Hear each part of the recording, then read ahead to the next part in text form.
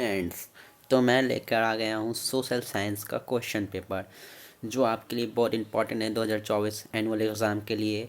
देखिए, ये एग्ज़ाम जो होने वाला है सोशल स्टडी का, उसके लिए इंपॉर्टेंट है। ये बिहार बोर्ड द्वारा जारी किया गया इंपॉर्टेंट क्वेश्चन है। देखिए, इसमें हर तरह के लेवल मिलेंगे, इसमें थोड़े हार्ड भी मिलेंगे, थोड़े इंपॉर्टेंट मिलेंगे, जो बहुत बार पूछे जाने वाला सवाल वो भी आपको मिलेंगे। तो इसलिए इसे ज़रूर देखें और अपने फ्रेंड के साथ शेयर ज़रूर कर दें। तो चलिए मैं स्टार्ट करता हूँ आपके लिए सोशल साइंस का क्वेश्चन पेपर, जो क्लास 10 के लिए बहुत इंपॉर्टेंट है। देखिए, क्लास 10 का स्टूडेंट अगर इसको देख लेते हैं तो बहुत इंपॉर्टेंट बात होगी कि ये आपको काम ही देगा। एग्ज़ाम में आप 80 में से 40 आराम से लगा के आ जाएंगे। तो चलिए मैं स्टार्ट करता हूँ। देखिए, 80 सवाल है जिसमें 40 आपको अटेंड करने हैं। ऐसे में यहाँ पूरा 80 आपको 100% करेक्ट बताऊँगा, कोई शक नहीं। ठीक है, चलिए आते हैं, स्टार्ट करते हैं क्वेश्चन नंबर 1 में। देखिए, क्वेश्चन नंबर 1 कह रहा है, इनमें से कौन जैविक संसाधन नहीं है। ध्यान दीजिएगा, इनमें से कौन जैविक संसाधन नहीं है। जैविक संसाधन आप लोग जानते होंगे, जैविक संसाधन से कहते हैं, है ना।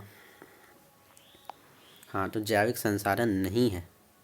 तो देखिए, ऑप्शन में मछली जैविक संसाधन जिसमें जीवन हो, जीवन, मछली में जीवन पाया जाता है, पेड़ में भी पाया जाता है, जानते हैं सजीव है। ये साइंस का भी क्वेश्चन बन सकता है। तो ये सजीव, लिविंग थिंग, तो लिविंग थिंग मानव है, लेकिन मिट्टी नॉन लिविंग थिंग। इसमें संसाधन जैविक नहीं, ये अजैविक संसाधन। तो आप बोल रहा नहीं है, तो देखिए कौन नहीं है, तो B, option number B correct हो जाएगा। ठीक है, चलिए क्वेश्चन नंबर 2 में देखते हैं। क्वेश्चन नंबर 2 कह रहा है कि भारत सरकार की वन नीति के अनुसार कम से कम कितना प्रतिशत भूभाग वनाच्छादित रहना चाहिए। According to the forest policy of government of India, at least what percentage of land should remain under forest cover? तो देखिए, याद रखिएगा ये 33% होता है। याद रखिए 33% जो भारत सरकार नीति अनुसार कम से कम इतना बोल दिया है, ये प्रतिशत भूभाग वांछित रहना चाहिए। ठीक है, चलिए आगे बढ़ते हैं क्वेश्चन नंबर 3 में। देखिए, क्वेश्चन नंबर 3 में बोल रहा है, महानदी पर कौन सा बांध बना है। Which dam is build on Mahanadi. तो याद रखिएगा, जो पुल बना है वो है हाँ, हीराकुंड बांध। देखिए, महानदी पर कौन सा बना, हीराकुंड बांध बना है। याद रखिए, हीराकुंड बांध कहाँ है, उड़ीसा में है। ऐसे भी सवाल घुमा के पूछ सकता है। ठीक है, ऑप्शन नंबर सी हो जाएगा सही। ठीक है, आगे बढ़ते हैं क्वेश्चन नंबर 4।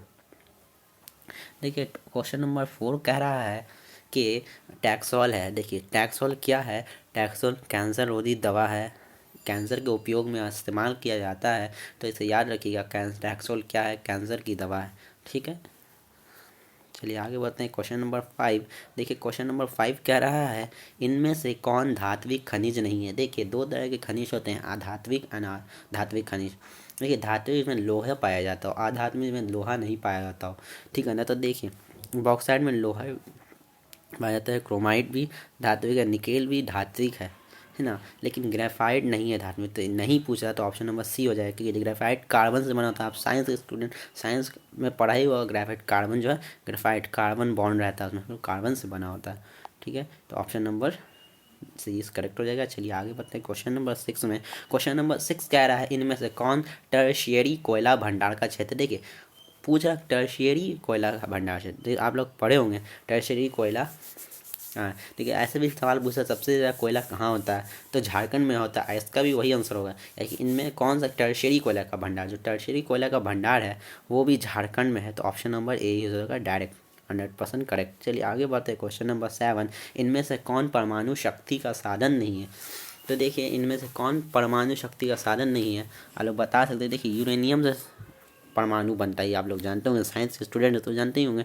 तो परमाणु शक्ति का संसाधन है यूरेनियम। मोनाजाइट भी है और थोरियम भी है, ये सब ग्रुप एफ के एलिमेंट है, साइंस में आप पढ़े होंगे। तो देखिए, यहाँ बॉक्साइट एक ऐसा एलिमेंट जिससे नहीं, ये साधन नहीं है परमाणु का, इससे परमाणु का थोड़ी ना बनता, इससे तो वस्तुएं बनती हैं, छोटी मोटी हल्की वस्तुएं।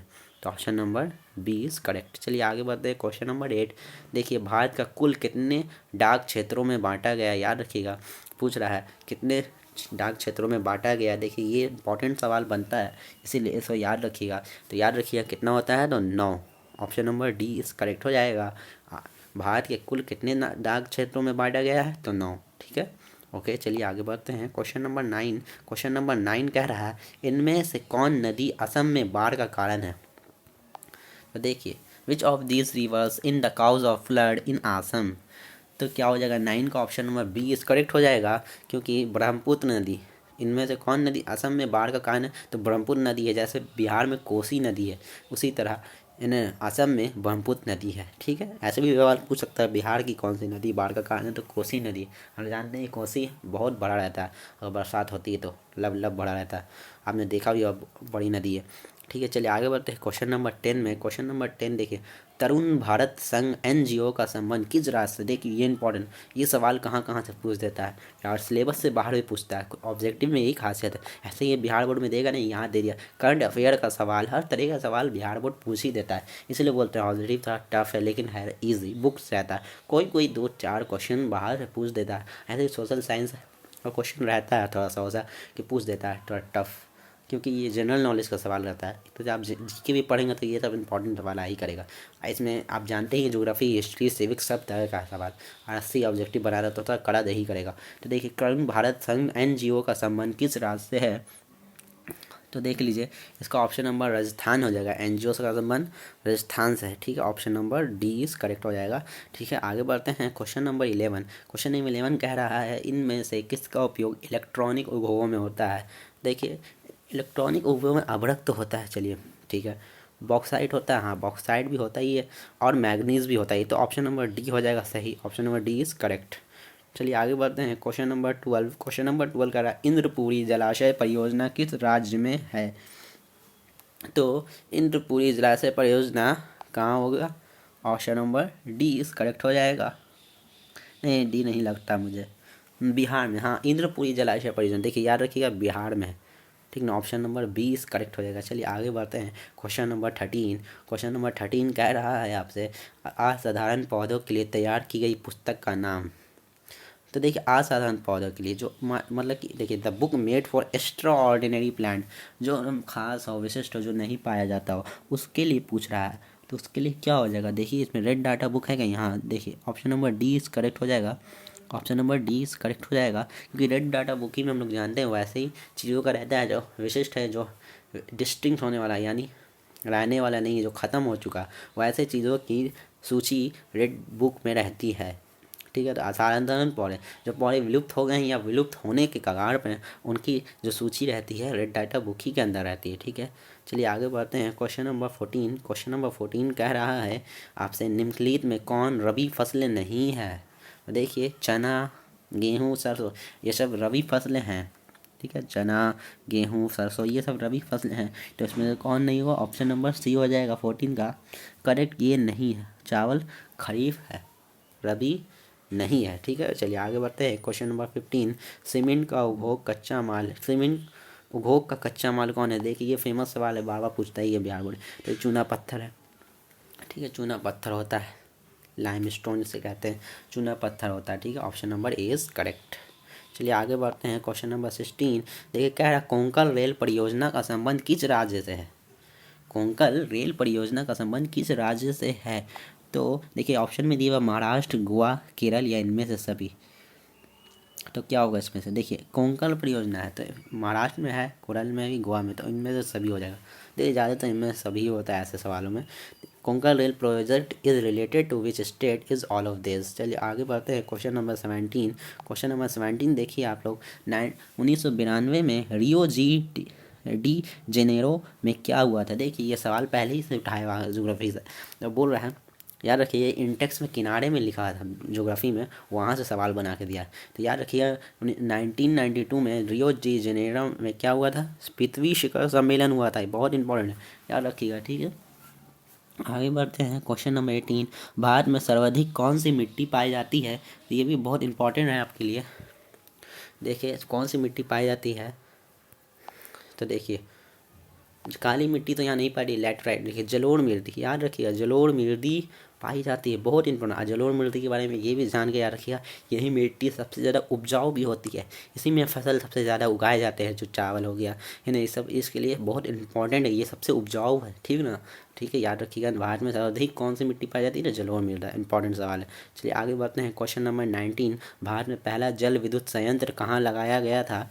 आप लोग को मालूम है दार्जिलिंग में लगाया गया था, यानी कोलकाता में, या दार्जिलिंग ना दे तो कोलकाता दे तो अभी वहाँ भी सही होगा। देखिए दार्जिलिंग में लगाया गया था भारत का पहला जल विद्युत संयंत्र। Hydro electric plant setup in India. ठीक है, चलिए आगे बढ़ते हैं। Question number 20। क्वेश्चन नंबर 20 कह रहा है बिहार में उर्वरक कारखाना कहाँ स्थित है। देखिए बिहार में उर्वरक कारखाना, बिजली ऊर्जा जितना भी है बरौनी में है, तो ऑप्शन नंबर सी हो जाएगा सही। Option number C is correct. Bihar में उर्वरक कारखाना कहाँ स्थित है, तो बरौनी में स्थित है। ठीक है, आगे बढ़ते हैं। Question number 21। क्वेश्चन नंबर 20 का निम्नलिखित कारणों में कौन सूखे के लिए जिम्मेदार है। देखिए जो सूखा तभी पड़ता है जब पानी की वर्षा कम हो। ऐसे नहीं कि एक ही बार कम हो, हर साल धीरे धीरे कम होते जाएगा, कम हो रहा है, कम हो रहा है, हर 5 साल 4 साल 4 साल, मतलब हमेशा कम होते जा रहा है। तो वहाँ हमेशा सूखे की कमी ही रहेगी। जैसे बिहार में आप लोग जानते होंगे, ये उधर क्या बोलते हैं, पश्चिम नहीं, पूर्व के इलाके में हमेशा सूखा पड़ा रहता है। ठीक है, चलिए आगे बढ़ते हैं। Question number 22। सरदार सरोवर कृत्रिम जलाशय का संबंध है। देखिए सरदार सरोवर का जो नर्मदा नदी से है, नर्मदा यानी नॉर्मल नर्मदा नदी से है, सीधा याद रख सकते हैं सरदार नर्मदा। ठीक है, चलिए आगे बढ़ते हैं। क्वेश्चन नंबर 23 में देखिएगा, 23 नंबर क्वेश्चन नंबर देखिए, जून 2023 में भारत में कौन सा चक्रवात आया। देखिए ये करंट अफेयर से पूछ दिया। ये देखिए बिहार बोर्ड की गल, देखिए क्या धमाकेदार सवाल पूछा। बोल दिया कि जून 2023 में भारत में कौन सा चक्रवात। देखिए आपके बुक के सिलेबस से बाहर कर दिया, क्योंकि बुक आपका 2011 ही में आखिरी बार अपडेट हुआ था। उसके बाद देखिए सवाल, जैसे बुक में तो ये है नहीं, ये पूछ दिया। ऐसा एग्जाम आप टेंशन मत लीजिएगा, ये सबला आएगा तो सबला आएगा, आप इसको स्किप कर सकते हैं आराम से। ठीक ना, आगे अगर आपको मालूम है यही क्वेश्चन उठा दिया तो अच्छी बात है, आप बता दीजिए। लेकिन ऐसा ही कुछ और करंट अफेयर बताइए, अगर आपको मालूम है तो ठीक है, नहीं मालूम तो आराम से इसको स्किप कीजिए। ऐसा कोई दिक्कत नहीं कि आपको देना जरूरी है। ठीक है, तो इसका क्या हो जाएगा, क्वेश्चन नंबर 23 का आंसर हो जाएगा बी। देखिए बिपरजॉय, ये भारत में आया था चक्रवात 2023 में। आप लोग न्यूज़ देखते होंगे तो पता ही होगा। चलिए आगे बढ़ते हैं। Question number 24। क्वेश्चन नंबर 24 कह रहा है पृथ्वी की सतह पर सबसे पहले पहुंचने वाली भूकंपीय तरंग को क्या कहते हैं। ये जो पृथ्वी है ना, पृथ्वी पर बहुत सारी तरंग नीचे से पहुंचती है। पहले एक तो पी पहुंचती है, फिर एस पहुंचती है और फिर एक तो एल पहुंचती है। ये पी है ना जो पहले पहुंचता है, यहाँ पूछ रहा है पी की सतह सबसे पहले पहुंचने वाली भूकंपीय तरंग क्या, तो पी ऑप्शन नंबर ए हो जाएगा। ये बहुत ही नॉर्मल होती है, इससे कोई नुकसान नहीं होता। लेकिन जो लास्ट वाला है ना एल, इससे बहुत नुकसान होता है ना। तो याद रखिएगा पी प्राथमिक पहुंचती है। ठीक है, option number A is correct. चलिए आगे बढ़ते हैं। Question number 25। क्वेश्चन नंबर 25 कह रहा है संचार का सबसे लोकप्रिय साधन। देखिए इसमें भी सवाल में आप लोग बहुत कंफ्यूज होते होंगे। देखिए जो आपका बुक है उसमें अपडेट किया हुआ है। देखिए ऐसा तो आप लोग अभी जानते हैं संचार का, लेकिन यह सवाल को पकड़ना। सवाल कहता है संचार का सबसे लोकप्रिय, यही इसके लगा वर्तमान में संचार का लोकप्रिय संचार, तब हो जाता है मोबाइल। लेकिन ये नहीं होगा, यहाँ होगा ऑप्शन नंबर 25 का सही ए। जैसे बुक के अकॉर्डिंग चलना है, संचार का सबसे लोकप्रिय साधन सार्वजनिक टेलीफोन है। लेकिन जब ऐसे आपको सवाल पूछे वर्तमान में संचार का सबसे लोकप्रिय साधन कौन है, तो मोबाइल होगा। ठीक है, याद रखिएगा। चलिए आगे बढ़ते हैं। क्वेश्चन नंबर 26 कहता है कलकत्ता कॉरपोरेशन एक्ट किसने शासनकाल में पारित हुआ। तो आप लोग जानते होंगे इनका कब पारित हुआ, तो ऑप्शन नंबर ए हो जाएगा। कहीं लॉर्ड कर्जन ने जो थे वही करवाया था, इन्होंने ही विभाजन भी करवाया था कोलकाता था, तो यही Lord Curzon, option number A is correct हो जाएगा। चलिए आगे बढ़ते हैं। क्वेश्चन नंबर 27 यूरोप में राष्ट्रवाद की शुरुआत कहाँ से हुई थी। तो आप लोग को पता होगा कि यूरोप में राष्ट्रवाद की शुरुआत हुई थी फ्रांस से, है ना, फ्रांस से हुआ था। ऑप्शन नंबर ए करेक्ट हो जाएगा। ठीक है, जर्मनी से नहीं होता, मुझे लगा नहीं। यूरोप में राष्ट्रवाद की शुरुआत कहाँ से हुई थी, फ्रांस से हुई थी। याद रखिएगा फ्रांस से हुई थी 100%। चलिए आगे करते हैं। क्वेश्चन नंबर 28 कह रहा है राइन राज्य संघ की स्थापना किसने की थी। तो आप लोग बता सके किसने की थी, ये नेपोलियन ने की थी। Option number B is correct. चलिए आगे बढ़ते हैं। 29 क्वेश्चन नंबर में कह रहा है अप्रैल थीसिस किसने लिखी।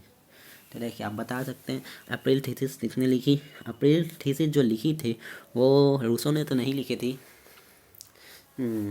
टॉक्स के बारे में नहीं लिखी थी, हाँ लेनिन ने लिखी थी। देखिए लेनिन आप लोग चैप्टर 2 में पढ़े होंगे, हिस्ट्री का ये सवाल है, तो लेनिन ने लिखी थी। Option number C is correct हो जाएगा। ठीक है, चलिए आगे बढ़ते हैं। Question number 30। देखिए कुछ इसमें ज़्यादातर इसमें आपको याद ही करने वाला मिलेगा, इसलिए आप लोग अच्छे से याद कर लें ज़रूर। ठीक ना, ये फ़ायदेमंद रहेगा आपके लिए। चलिए 30 देखते हैं। क्वेश्चन नंबर खुदाई खिदमतगार का गठन किसने किया। तौश खान अब्दुल गफ्फार खान ने किया था। याद रखिएगा गफ्फार खान अब्दुल गफ्फार खान। वो फॉन्ड खुदाई खिदमतगर, है ना। चलिए आगे बढ़ते हैं। क्वेश्चन नंबर 31, लाला हरदयाल ने इसमें से किसकी स्थापना की थी? तो उन्होंने गदर पार्टी की स्थापना की थी। Option number A is correct. ठीक है, गदर पार्टी की स्थापना की थी। ऐसे भी पूछ सकता है गदर पार्टी की स्थापना किसने की थी इनमें से, तो याद रखिएगा लाला हरदयाल जरूर देगा। ऑप्शन धीरे से टिक लगा दीजिएगा। तो समझिए यहाँ ऑप्शन घुमा फिरा के पूछ सकता है, ऐसा इसीलिए याद है। आपको ये नहीं देखना कि आंसर ए है, बी है, सी। आपको ये देखना सवाल क्या हो, उसका आंसर गदर पार्टी है। समझ के कि पूछ रहा क्या सवाल, बोला लाला हरदयाल ने इनमें से किसकी स्थापना की? उन्होंने स्थापना की थी गदर पार्टी का। यही घुमा के पूछ सकता है गदर पार्टी की स्थापना किसने की थी, तो गदर पार्टी की स्थापना लाला हरदयाल ने की थी। तो ठीक है, चलिए ऐसे ही सवाल आप समझते रहिए, इससे आपका कॉन्सेप्ट क्लियर भी रहेगा। चलिए आगे बढ़ते हैं। क्वेश्चन नंबर 32 देखिए, साम्यवादी गुट का अगुवा कौन था? तो साम्यवादी गुट का अगुवा कौन था? तो ऑप्शन नंबर हो जाएगा इसमें बी इज करेक्ट, सोवियत संघ। चलिए आगे बढ़ते हैं। Question number 33। क्वेश्चन नंबर 33 कह रहा है, इनमें से क्या मार्टिन लूथर की कृति है? इनमें से क्या मार्टिन लूथर की कृति है? तो इसका हो जाएगा option number C is correct, पांचवा thesis. Option number C is correct. चलिए आगे बढ़ते हैं। Question number 34। क्वेश्चन नंबर 34 कह रहा है, बंगाल गजट का प्रकाशन किसने किया था? तो option number A is correct होगा, जेम्स हिकी ने किया था। चलिए आगे बढ़ते हैं। क्वेश्चन देखिए, ये तो इंपॉर्टेंट क्वेश्चन है, अब बुक से आया हुआ है ये सब, नए नए सवाल हैं, इसको ज़रूर ध्यान में रखिए। 35 क्वेश्चन नंबर, यूनान इसमें से किस देश से अधीन था? तो यूनान जो था वो फ्रांस से अधीन था। फ्रांसीसी सब जगह राज्य कर रहा था, आप लोग जानते ही हैं। फ्रांस की क्रांति में आप लोग पढ़े होंगे। तो 35 का option number B is correct हो जाएगा। चलिए आगे बढ़ते हैं। Question number 36। क्वेश्चन नंबर 36 कह रहा है, नमक कानून तोड़ने के लिए गांधी जी ने कौन सा स्थान चुना था? ये भी बहुत अच्छा क्वेश्चन है। देखिए ऑप्शन नंबर सी हो जाएगा, दांडी से उन्होंने यात्रा शुरू की थी, तो वहीं से स्टार्ट किया था। नमक कानून तोड़ने के लिए गांधी जी ने कौन सा स्थान चुना? तो दांडी स्थान चुना था, यहीं से उन्होंने स्थान स्टार्ट किया था। चलिए आगे बढ़ते हैं। क्वेश्चन नंबर 37 बोला, समाजवादियों की बाइबल किसे कहा जाता है? बहुत इंपॉर्टेंट है, सीधा हिस्ट्री से उठाया हुआ है, ऑब्जेक्टिव भी डायरेक्ट उठाया हुआ है। तो मानते हैं आपको मालूम होगा ज्योग्राफी में हर चैप्टर वाइज बहुत ऑब्जेक्टिव है, आप उसी को याद कर लेते हैं तो आपका काम तमाम है। मतलब कि आप 80 का 80 दे देंगे, क्योंकि ये बना के नहीं देता, क्योंकि बुक ही में आपको ऑलरेडी पूरा बनाया हुआ है। एक चैप्टर में 10 15 30 क्वेश्चन बनाए हुए, ऑब्जेक्टिव बनाया मिला हुआ, आपको ज़रूरत ही नहीं है कहीं और से पढ़ने की। हाँ, क्वेश्चन बैंक से आप पढ़ सकते हैं, उसमें एग्जाम के तौर पर रहता है, लेकिन कोई और गेस उसी सब करने के नहीं, गलत पढ़ लेंगे। उससे अच्छा आप बुक में पढ़ें, बुक में आंसर है, बुक के हिसाब से सवाल बना हुआ उठा के डायरेक्ट दे देता है। हाँ, कुछ कुछ सवाल है थोड़ा सा आउट ऑफ सिलेबस दे देता है, वो अलग बात है, लेकिन यहाँ आप बुक से याद करें, वो आपके लिए बहुत बेहतर होगा। ये बुक ही फर्स्ट चॉइस है, सबसे अच्छी चॉइस बुक ही रहती है। आप बुक से आप हमेशा टॉप करेंगे, तो याद रखिएगा। ठीक है, चलिए आगे बढ़ते हैं। Question number 38। क्वेश्चन नंबर 38 सवाल में कह रहा है, एक स्वतंत्र राष्ट्र के रूप में सिंगापुर का उदय किस वर्ष हुआ था? देखिए ये भी सवाल अच्छा दिया है, बुक से आपसे सवाल है ये। तो 38 का सवाल, 38 बोला, एक स्वतंत्र राष्ट्र के रूप में सिंगापुर का उदय किस वर्ष हुआ था? तो ऑप्शन नंबर बी हो जाएगा, 1965 में हुआ था, याद रखिएगा। चलिए आगे बढ़ते हैं। Question number 39। क्वेश्चन नंबर 39 कह रहा है, वीनिया कांग्रेस में कौन राष्ट्र सम्मिलित नहीं था? तो वीनिया कांग्रेस में कौन सा राष्ट्र सम्मिलित नहीं था? ऑप्शन नंबर हो जाएगा इसका बी, जर्मनी नहीं था इसमें। ठीक है, चलिए आगे बढ़ते हैं। क्वेश्चन नंबर 40 में देखिए, फोर्ट ब्लॉक की स्थापना किसने? ये सब याद करने वाला आपका सवाल है, डायरेक्ट आपको याद ही करना होगा। ठीक है ना, फोर्ट ब्लॉक की स्थापना किसने की थी? सुभाष चंद्र बोस ने की थी, याद रखिएगा, सुभाष चंद्र बोस ने की थी। Option number B is correct. चलिए आगे बढ़ते हैं। क्वेश्चन नंबर 41 बोल रहा है, बम्बई राज्य का विभाजन कर किन दो राज्यों का गठन हुआ था? देखिए बम्बई आप लोग जानते हो, पहले उसका नाम बम्बई था, है ना, बम्बई, अब मुंबई हो गया। तो देखिए उसका विभाजन किया गया। तो देखिए अच्छा सवाल दिया है। तो देखिए जो बम्बई था उसको तोड़ा गया, उसका विभाजन किया। देखिए उसको तोड़ के ऊपर गुजरात कर दिया गया और नीचे महाराष्ट्र कर दिया गया, याद रखिए, नीचे महाराष्ट्र कर दिया गया। तो गुजरात और महाराष्ट्र में टूटा था, तो महाराष्ट्र, देखिए महाराष्ट्र वाला हिस्सा नीचे है और ऊपर वाला गुजरात था। ठीक है, तो ऑप्शन नंबर बी हो जाएगा सही। देखिए महाराष्ट्र और Gujarat, option number B is correct, है ना। चलिए आगे बढ़ते हैं। Question number 41। क्वेश्चन नंबर 41 कह रहा है, बिहार में कुल कितने नगर निगम स्थापित किए गए हैं? देखिए ये भी करंट अफेयर, ये बढ़ता चलता रहता है, ये बढ़ ही रहा, घटेगा तो नहीं, ये बढ़ रहा है। देखिए इसमें अभी के हिसाब से हम बता देते हैं, अभी के हिसाब से 42 का आंसर हो जाएगा बी। हाँ 19 किए गए हैं, 38 ज़िले हैं आपको मालूम है, लेकिन नगर निगम 19 है। ठीक है ना, याद रखिए 19 है, 38 ज़िले हैं लेकिन 19 19 दूनी 38, आप आधा भी कर सकते हैं, 38 ज़िले का आधा है ना, 19 दूनी 38, तो 38 है ना। तो 19 नगर निगम स्थापित हैं। देखिए बिहार बोर्ड का ये रहता है, वो बोर्ड बनाता है, लग रहा कंपटीशन का सवाल बनाता है ना, कंपटीशन के तरह सवाल आपको बना के दे दिया, बहुत सारा ऐसा हार्ड सवाल बनाया है, अच्छी बात है उन्होंने बनाया है, लेकिन आपको समझना ही जरूरी क्या है, आपको करंट अफेयर इस सब में रहना चाहिए थोड़ा बहुत नॉलेज। तो देखिए बी हो जाएगा ऑप्शन नंबर सही, ठीक है 19। चलिए आगे बढ़ते हैं, क्वेश्चन नंबर 43, राज्य पुनर्गठन आयोग की स्थापना कब हुई थी।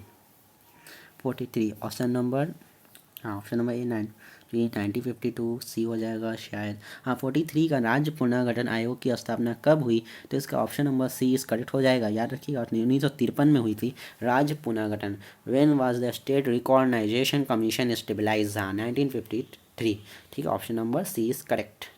चलिए आगे बढ़ते हैं, क्वेश्चन नंबर 44, देखिए चुनाव आचार संहिता का निर्माण कौन करता है। तो आप लोग जानते हैं चुनाव का जो भी काम होता है चुनाव से पहले वो निर्वाचन आयोग ही करता, तो चुनाव आचार संहिता का निर्माण भी कौन करेगा, निर्वाचन आयोग ही करेगा। वो makes election code of conduct, तो इलेक्शन कमीशन करता, option number A is correct.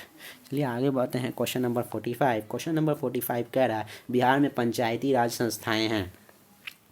तो पंचायती राज संस्थाएं तो कैसी होती, कैसी स्तर पर होती है, तो याद रखिएगा 3 स्तर पर होती है वो, ठीक है ना, पंचायती राज संस्थाएं 3 स्तरीय होती है। तो 45 का option number C is correct हो जाएगा। चलिए आगे बढ़ते हैं, क्वेश्चन नंबर 46 कहता है आंग सान सू की किस देश की नागरिक हैं। तो याद रखिएगा ये आप पढ़े होंगे, इंग्लिश के बुक में भी पढ़े होंगे, आंग सान सू की किस देश की नागरिक हैं, उनका चैप्टर ही उनके पास दिया हुआ है ना। तो देखिए उसी का सवाल ऐसे इसमें का सवाल है, ये पूछ रहे हैं किस देश के नागरिक हैं, तो इसका ऑप्शन नंबर हो जाएगा ए इज करेक्ट। तो म्यांमार के हैं ना, option number A is correct. चलिए क्वेश्चन नंबर 47, चिली की प्रथम महिला राष्ट्रपति कौन थी। तो ऑप्शन नंबर इसका हो जाएगा D is correct, Michelle Bachelet थी, Michelle Bachelet, option number D is correct, Michelle Bachelet, option number D is correct. चलिए आगे बढ़ते हैं, क्वेश्चन नंबर 48, क्वेश्चन नंबर 48 कह रहा है इनमें से किस पर लोकतंत्र का भविष्य निर्भर करता है। तो निष्पक्ष चुनाव पर करता है ना, निष्पक्ष चुनाव पर हम लोग का करता है। चलिए आगे बढ़ते हैं, क्वेश्चन नंबर हो गया 48। अब देखिए 49 में आते हैं। 49 क्वेश्चन नंबर कह रहा है लोकसभा में चुने हुए सदस्यों की संख्या कितनी है। और तो देखिए लोकसभा, इस सवाल को अच्छे से समझिए, लोकसभा में कुल सदस्यों की संख्या तो 545 होती है, लेकिन उसमें 2 वो लोग होते हैं जो विदेशी होते हैं या कोई सेलिब्रिटी होते हैं, तो उनको हटा दिया है। तो देखा जाए तो सदस्यों की संख्या कितनी होती है, चुने हुए सदस्यों की संख्या 543 होती है, option number B is correct हो जाएगा। याद रखिएगा, ठीक है, यहाँ कुल नहीं पूछ रहा, चुने गए पूछ रहा, ऑप्शन नंबर 20 करेक्ट। चलिए आगे बढ़ते हैं, क्वेश्चन नंबर 50 में देखते हैं, लेकिन हम लोग 50 क्वेश्चन नंबर में पहुँच गए हैं। और इसको ध्यान से देखिए और अपना मिलाते रहिए, कितना आप सही कर पा रहे हैं, खुद से कितना कर पा रहे हैं, ये आप में अपने आप में देखिए कि मैं कितना अटेम्प्ट कर पा रहा हूँ क्वेश्चन को, ठीक है। चलिए आगे बढ़ते हैं, क्वेश्चन नंबर 50, इनमें से कहाँ प्रत्यक्ष लोकतंत्र है। देखिए प्रत्यक्ष की बात कर रहा है, प्रत्यक्ष लोकतंत्र, देखिए हम लोग के भारत में प्रत्यक्ष लोकतंत्र है, ब्रिटेन में भी है, चीन में भी, लेकिन कहाँ प्रत्यक्ष लोकतंत्र, हाँ स्विट्ज़रलैंड में, याद रखिएगा स्विट्ज़रलैंड में प्रत्यक्ष लोकतंत्र है, ठीक है। चलिए आगे बढ़ते हैं, क्वेश्चन नंबर 51 में, क्वेश्चन नंबर 51 कह रहा है कितनी जनसंख्या पर ग्राम पंचायत का गठन किया जा सकता है। तो देखिए बहुत इंपॉर्टेंट क्वेश्चन है, बोला कितनी जनसंख्या में ग्राम पंचायत का गठन किया जाता है। देखिए ग्राम पंचायत होने के लिए वहाँ इतने आदमी रहना जरूरी, जितने देखिए 7,000 होने जरूरी है। अगर 7,000 व्यक्ति हो जाते हैं तो उसको एक ग्राम पंचायत घोषित किया जाता है। तो याद रखिएगा 7,000, ठीक, option number C is correct हो जाएगा। चलिए 7,000, option number C is correct. चलिए आगे बढ़ते हैं, क्वेश्चन नंबर 52, देखिए 52 में कह रहा है 1975 के आपातकाल की घोषणा किसने की थी। तो याद है उस टाइम आपातकाल लगा था 1975, देखिए इससे एक और सवाल बन गया, 1975 में आपातकाल हुआ था, ऐसे भी घुमा के पूछ सकता है। और देखिए ये की थी कांग्रेस ने, देखिए भारतीय राष्ट्रीय कांग्रेस सही हो जाएगा।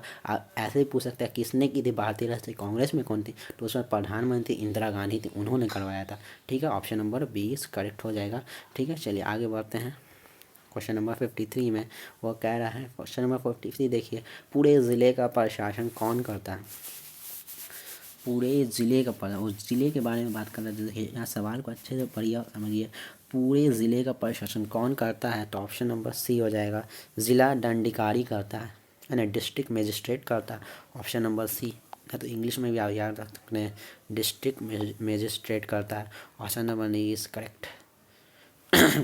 चलिए आगे बढ़ते हैं। क्वेश्चन नंबर 54, नेपाल में लोकतंत्र वापसी के लिए कब आंदोलन हुआ? तो आप लोग जानते हैं 2006 में हुआ था, है ना, उन्होंने अपने आज़ादी के लिए किया था। उससे पहले वहाँ राज शासन था, है ना, उसके बाद वहाँ भी लोकतंत्र हो गया 2006। Option number C is correct. चलिए आगे बढ़ते हैं। क्वेश्चन नंबर 55 बोला, जल आपूर्ति के निजीकरण के विरुद्ध कहाँ संघर्ष हुआ? देखिए ये भी थोड़ा ऊपर से सवाल पूछ दिया है। जल आपूर्ति के निजीकरण के विरुद्ध कहाँ संघर्ष हुआ? तो बोलीविया में हुआ था, ठीक है, याद रखिएगा। Option number 20 correct. चलिए आगे बढ़ते हैं। क्वेश्चन नंबर 56 कह रहा है, हिव एवं टोरी नामक राजनीतिक दलों का संबंध किस देश से है? Whig and Tory political parties are related to which country? तो देख लीजिए 56 का आंसर हो जाएगा ऑप्शन नंबर डी, ब्रिटेन से था। आप लोग जानते होंगे, बुक में पढ़े होंगे तो जानते होंगे, ब्रिटेन से था। चलिए आगे बढ़ते हैं। क्वेश्चन नंबर 57 कह रहा है, इंग्लैंड में महिलाओं को वोट का अधिकार कब प्राप्त हुआ? तो इंग्लैंड में जो महिलाओं को वोट का अधिकार प्राप्त हुआ था वो हुआ 1918 में। Option number B is correct. चलिए आगे बढ़ते हैं। क्वेश्चन नंबर 58 में कह रहा है, इनमें से क्या संघात्मक शासन व्यवस्था की विशेषता है? तो देखिए बोला विशेषता है, देखिए क्या होना चाहिए संघात्मक शासन की? दोहरी सरकार होनी चाहिए, स्वतंत्र न्यायपालिका, संविधान की व्यवस्था, इनमें से सभी। हाँ, तो 58 की सभी हो जाएगी, सही बातें लिखी हुई हैं। तो ऑप्शन नंबर डी इस कट हो जाएगा, इनमें से सभी जरूरी है, ये सब शर्तें हैं। चलिए आगे बढ़ते हैं। क्वेश्चन नंबर 59, पटना नगर निगम में कितने वार्ड हैं? तो देखिए ये भी करंट अफेयर के तरह सवाल पूछ दिया, कहाँ सवाल कॉम्पिटिटिव का क्वेश्चन बना दिया है ना, जो मिला कंपटीशन के लायक उसको उठा के डाल दिया। ये आपके बुक से नहीं है तब भी इम्पॉर्टेंट, इसे भी याद रख लें।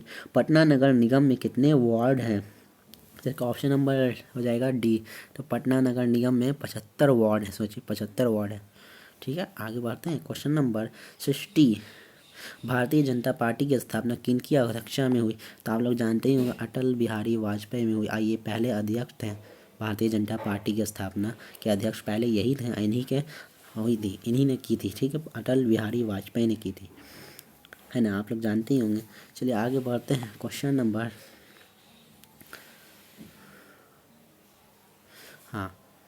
चलिए क्वेश्चन नंबर 61।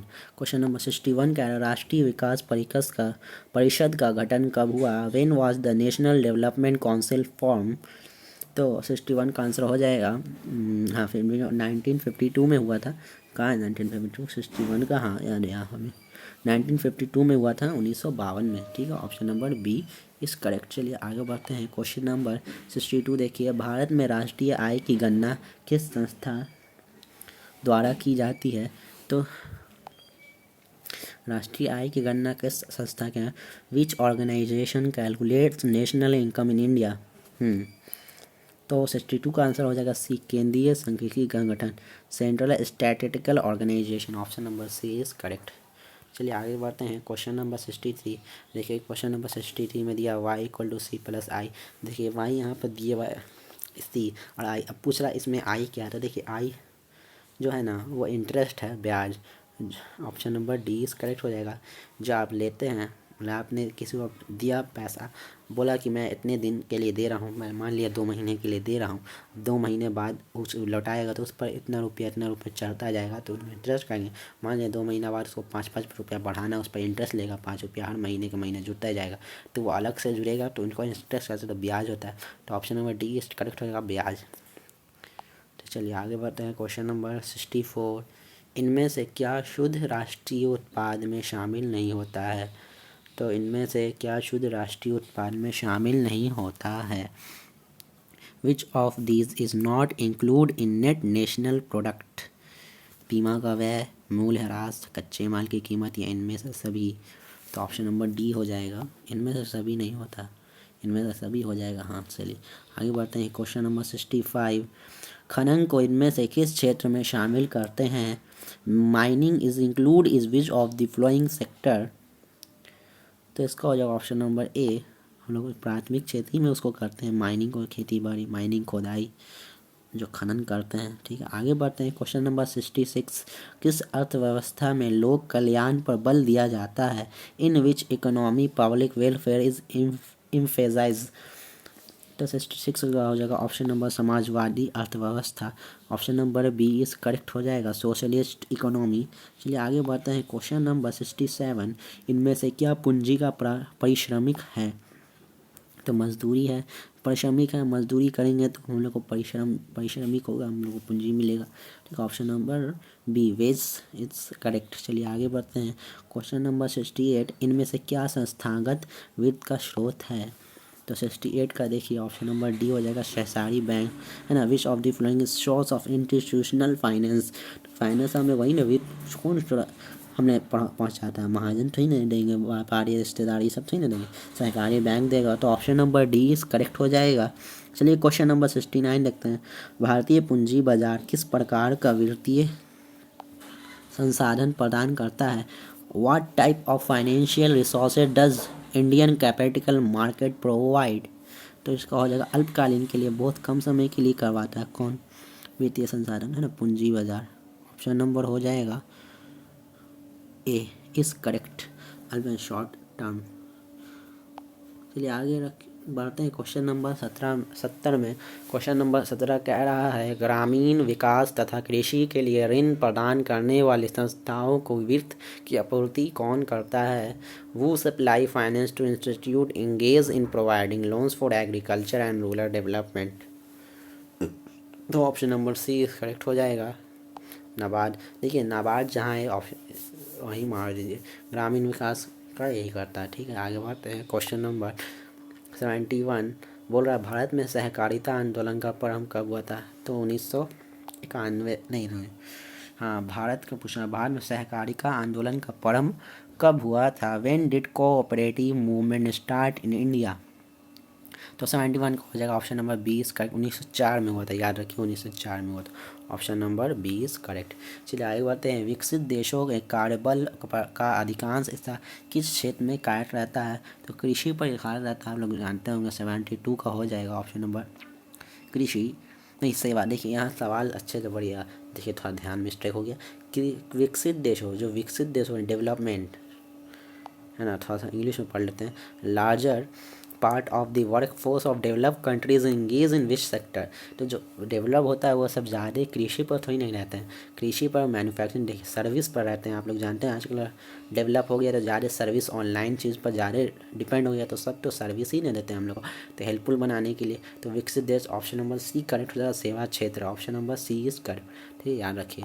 चलिए आगे बढ़ते हैं। क्वेश्चन नंबर 73 कह रहा है भारत में नई आर्थिक नीति कब लागू की गई? तो इसका हो जाएगा ऑप्शन नंबर सी। आप लोग जानते हैं 1991 में भारत में नई आर्थिक नीति लागू की गई थी, 1991 में। ठीक है, याद रखिएगा, इसको इंपॉर्टेंट क्वेश्चन है। चलिए आगे बढ़ते हैं। 74 क्वेश्चन नंबर बोल रहा है कृषि उत्पादों के प्रमाणन के लिए किस मानक चिन्ह का प्रयोग किया जाता है?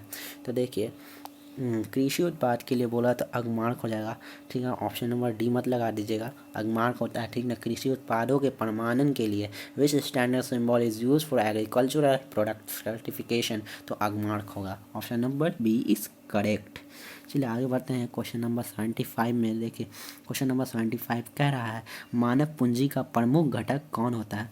तो मानव पूंजी का प्रमुख घटक आप लोग को मालूम होगा कौन होता है।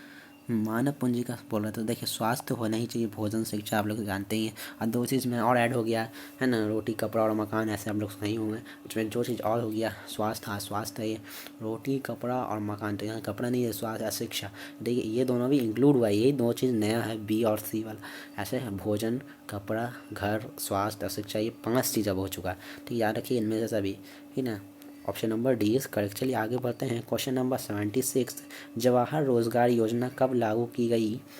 व्हेन वाज जवाहर रोजगार योजना फर्स्ट इम्प्लीमेंटेड? तो 76 का ऑप्शन नंबर हो जाएगा B is correct. Option number B 1989 में हुई थी। चलिए आगे बढ़ते हैं। क्वेश्चन नंबर 77 SDI मानव विकास सूचकांक कब शुरू की गई? तो when was HDI human development index introduce? तो 77 का आ जाएगा 1990 में हुई थी, हाँ तो हो जाएगा ऑप्शन नंबर बी, ठीक ठीक है, चलिए आगे बढ़ते हैं। क्वेश्चन नंबर 78, इनमें से कौन प्राथमिक क्षेत्र की क्रिया नहीं है? देखिए, प्राथमिक में सब पालन वाला होता है, मछली पालन सही है, पशुपालन विनी नहीं, यही तो नहीं, हाँ वानिकी है ही है, पेड़ लगाना, तो ऑप्शन नंबर सी हो जाएगा सही। बोला नहीं है तो विनिर्माण नहीं होता प्राथमिक क्षेत्र में, ठीक है, option number C is correct. चलिए आगे बढ़ते हैं। क्वेश्चन नंबर 79, क्वेश्चन नंबर 79 को देखिए, बोल रहा है इनमें से क्या आवश्यकताओं के दोहरे संयोग की समस्या को हल कर देता है? तो मुद्रा ही है जो हल कर देता है। पहले आप लोग जानते होंगे, पहले ही बोलता है दोहरे संयोग को हल कर देता है। दोहरा संयोग होता है अगर हम कोई चीज़ ले रहे हैं उसके वाला सही उसका मूल भाव नहीं हो पाएगा। जैसे वस्तु मुद्रा प्रणाली में ऐसा ही होता था, हम चावल ले रहे हैं तो उसके बदला वो कुछ और दे रहा, फल दे रहा, सब्जी के बदले कुछ और दे रहा, तो हम गाय के बदले हम लोग अनाज दे रहे हैं, तो वो सही नहीं था एक भाव। हम मुद्रा के कारण हम लोग सही नाप तोल कर पाते हैं, तो option number C is correct हो जाएगा, ठीक है। चलिए आगे बढ़ते हैं। क्वेश्चन नंबर 80, देखिए क्वेश्चन नंबर 80 हम लोग देखिए, क्वेश्चन नंबर 80 को अच्छे से समझिए। क्वेश्चन नंबर 80 कह रहा है इनमें से कौन व्यापारिक बैंक नहीं है? व्यापारिक बैंक नहीं है। देखिए व्यापारिक बैंक जो है पैसा उसे हम लोग जमा कर सकते हैं, खाता खुलवा सकते हैं। देखिए स्टेट बैंक ऑफ इंडिया में कर सकते हैं, Punjab national, central bank of India भी सब। तो भारतीय रिजर्व बैंक तो सबका हेड है, यहाँ थोड़ी ना करते हैं, ये तो रक्षा करता है, उसका नियम बनाता है, वो जो नोट जारी करता है, ये सब रूल बनाता था। ये बोला व्यापारिक बैंक नहीं है, तो व्यापार के लिहाज से तो ये बैंक है ही नहीं, ये तो सब बैंक का हेड ऑफ बैंक है। तो हेड ऑफ बैंक भारतीय reserve bank, option number C is correct हो जाएगा, रिजर्व बैंक ऑफ इंडिया, ठीक है। तो देखिए हमने यहाँ 80 ऑब्जेक्टिव क्वेश्चन कर लिए हैं जो बहुत ही इंपॉर्टेंट है। आपने देख लिया कैसे क्वेश्चन थे, ज्योग्राफी, हिस्ट्री, सिविक्स, इकोनॉमिक्स सब से मिला के दिए हुए थे आपसे 80 ऑब्जेक्टिव। वैसे कर लेते तो आपसे कहीं कुछ मिस होने वाला नहीं है। आप 80 में से 40 आराम से लगा देंगे, 80 में से 80 लगा देंगे, आपको सिर्फ 40 ही लगाना है, ठीक है। तो इसको इम्पोर्टेंट तैयारी कर लीजिए, एक बार देख लीजिए, देखने से क्या होता है दिमाग में आपके रहता है, तो उसको देख लीजिए और अपने दोस्तों को भी शेयर कर दीजिए, ठीक है। तो हम और भी आपके लिए क्वेश्चन लाते रहेंगे, तब तक के लिए धन्यवाद, गुड बाय।